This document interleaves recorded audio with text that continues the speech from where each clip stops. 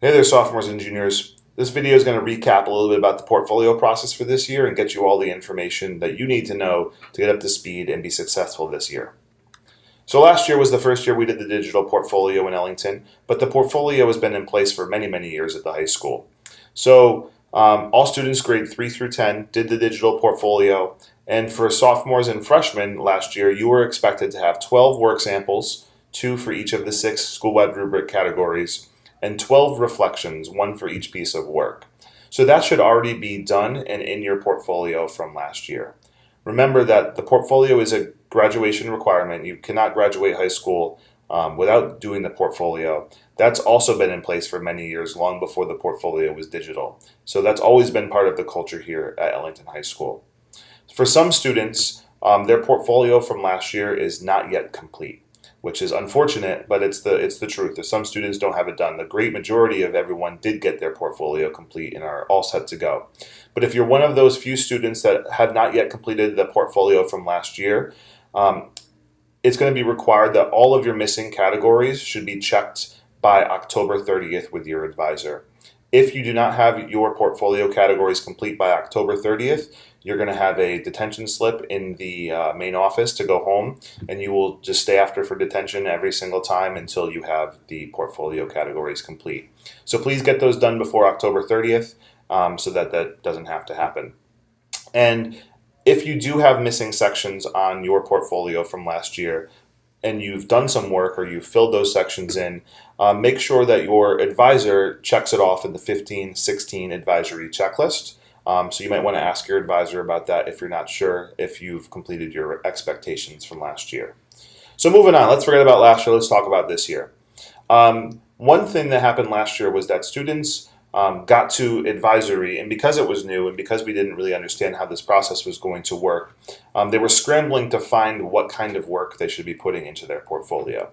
Well, this year, because you know what the process is like, you should be collecting work samples all year long and simply just putting those in your Google Drive folder. You do an art project and you get it back, you should take a picture, put it in the portfolio folder on your Google Drive. You get a social studies essay back, you should either move it to the folder on your Google Drive or take a picture if it's paper and put it in your Google Drive. So by the time November rolls around, when the first part of the portfolio is done, you should have 20 or 30 pieces of work just sitting there in the folder. Not even in your portfolio, just in that folder. Same thing with reflections. Many of your teachers are going to ask you to do some type of reflective thinking about the work when you get it back. If you do that work, drag it, put it into your Google Drive folder, the portfolio folder on your Google Drive, so that way you have it. And that way, when it comes time to work on your portfolio, you're not scrambling for stuff. You just have a bunch of stuff already in a folder, and you're doing what's called curating, kind of like a museum. They don't just put random stuff on display. They have lots of things to pick from, and they pick what they think would be best. So that should be the process you're doing in November and again in March when you have some time in advisory to work on your portfolio. You should be looking at 20 or 30 excellent pieces of work that you're proud of and picking the 6 that you want to include in your portfolio for whatever reason. Then in November and March, you'll show your portfolio to your advisor to get credit that it's complete. And then also this year, we're going to take special look at the civic and social responsibility sections in the portfolio. Those were kind of forgotten about last year, but you should have a spot on the civic responsibility to upload your community service work that's required. And under social responsibility this year, there's going to be an activity that you do at advisory, and some of the reflective thinking about that activity will get done on the social responsibility page. So to wrap up, just a couple of key dates. Today is a key date because you should start collecting work in your Google Drive folder. Your classes are now in full swing. You're starting to get assignments. You're starting to get projects. When you get those projects back, you should be collecting them in that Google Drive folder. If you do reflections, those should go in that folder also.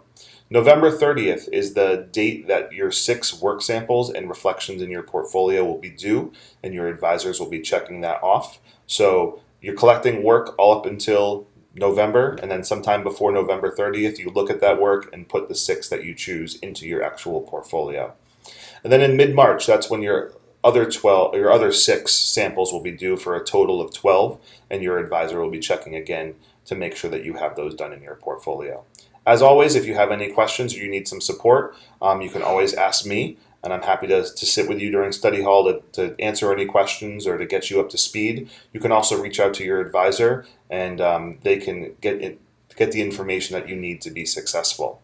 Hope you guys all have a great year.